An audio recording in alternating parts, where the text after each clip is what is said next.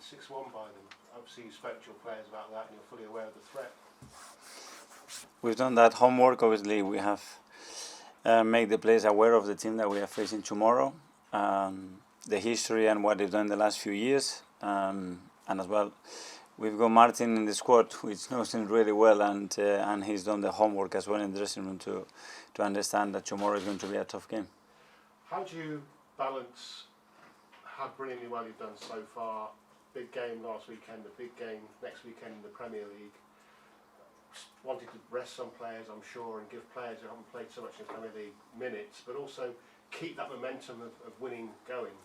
That's what we have to try to do, and the best way to do is how we prepare every single day, keep focus on the task, in everything that we're doing well, and keep being humble, because there are a lot of things that we have to still improve, and that willingness all the time to become better every single day, and to raise the competition between the members of the squad, because now everybody wants to play tomorrow.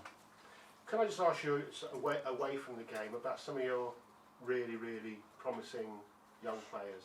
Suggestions that Saliba, for example, who's shown his worth this season, Martinelli we know about, Saka, all needing new deals, and potentially those new deals could be on the way.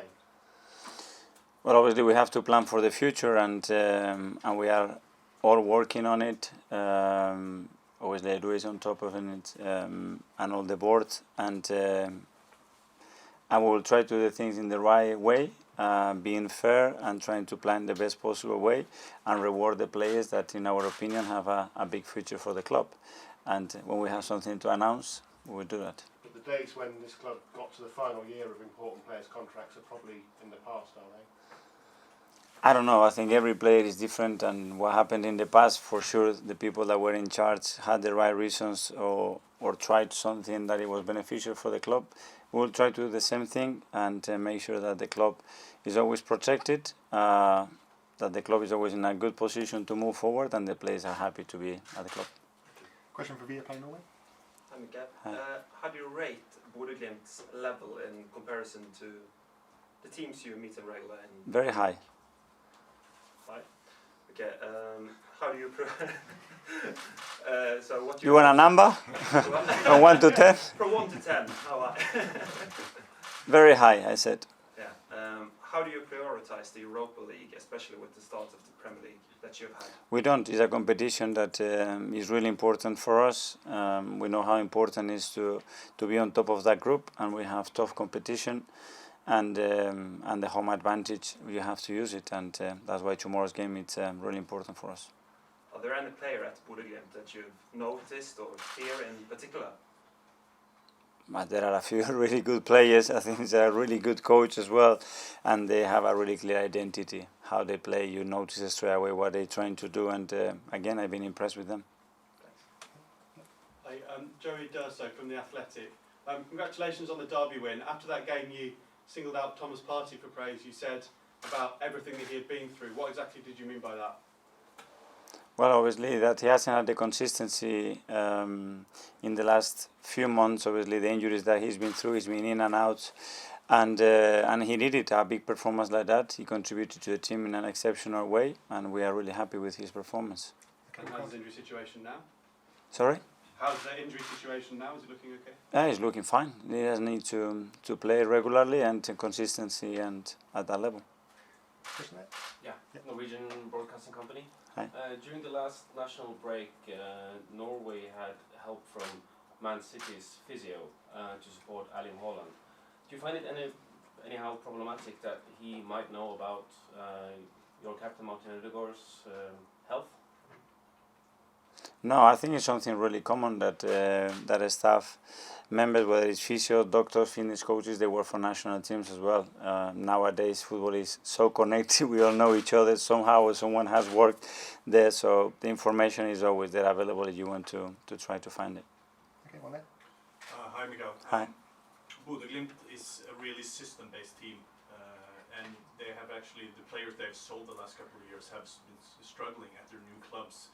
How do you, as an Arsenal manager, see like players that play on artificial grass, for example? How do you see? How do you like view them in terms of potential buys?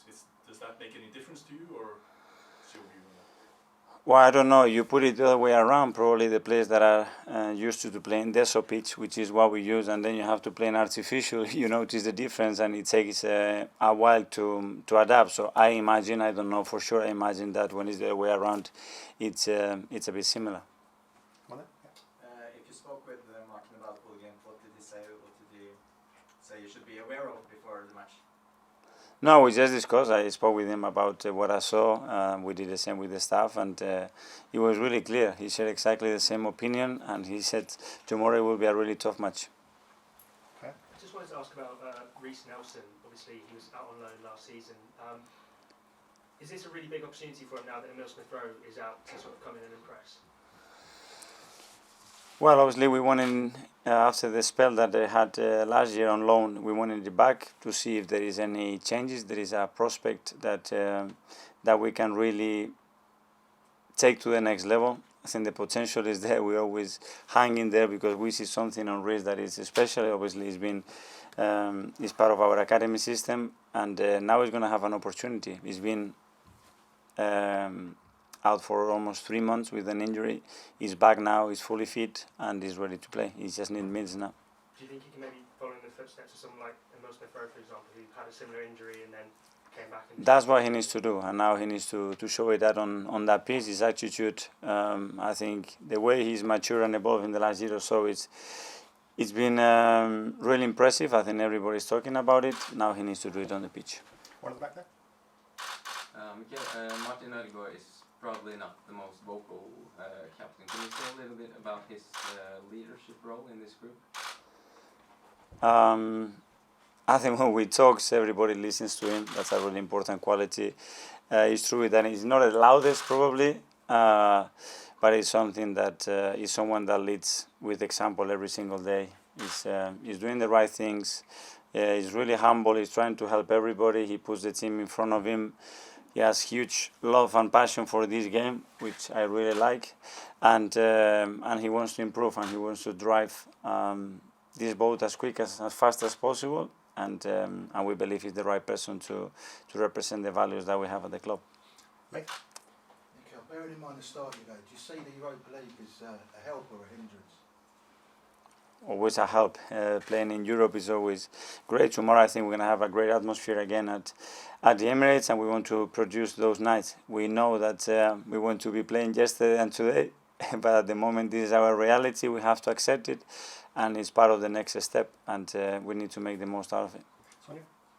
Mikel, after not playing in Europe last year, how much of a test is weeks like this, where you've got the Europa League on Thursday and then a massive Premier League game on Sunday? How much of a test is that for your squad then?